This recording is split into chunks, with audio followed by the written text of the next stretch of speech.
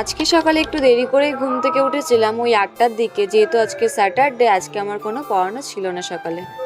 ঘুম থেকে উঠে ছাতু খেতে খেতে একটু এডিটিং এর কাজ করছিলাম, আর তারপরে একটা ডিম সিদ্ধ খেয়ে নিয়েছিলাম। তারপরে সকালবেলার খাওয়া দাওয়া সেরে মা বললো কটা আম পাড়তে, তো 3টে আম পেড়েছিলাম। 2টো আম দিয়ে মা চাটনি করেছিল, আর একটা আম আমি মাখা করেছিলাম। আজকে আমার বাড়ির সামনে সারাদিনই কীর্তন হচ্ছে, তো ভয়েস দিতে ভীষণই প্রবলেম হচ্ছে, তো আজকে দিনটা তোমরা একটু ম্যানেজ করে নিও। বাবা কাজ থেকে বাড়ি আসার সময় আমার আর বুনুর জন্য 2টো লস্যি এনেছিল, তো লস্যি খেতে খেতে আমার ঘরের গাছগুলোকে দেখছিলাম যে শিকড় গজিয়েছে কিনা।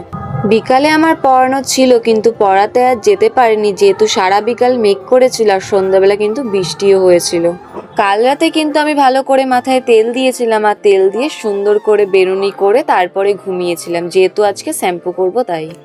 বাবাকে সন্ধ্যাবেলা বলেছিলাম 2 প্যাকেট ম্যাগি আনতে, চুলটা বেঁধে ওই ঘরে গিয়ে দেখি যে বাবা ম্যাগি নিয়ে চলেও এসছে, আর বাবা মা বসে বসে টিভি দেখছে ওই ঘরে। ম্যাগিতে একটু গাজর দেবো বলে মাকে বলেছিলাম একটা গাজর কুচিয়ে দিতে, তারপরে মা একটা গাজরও কুচিয়ে দিয়েছিল, তারপরে ম্যাগিটা করে নিলাম।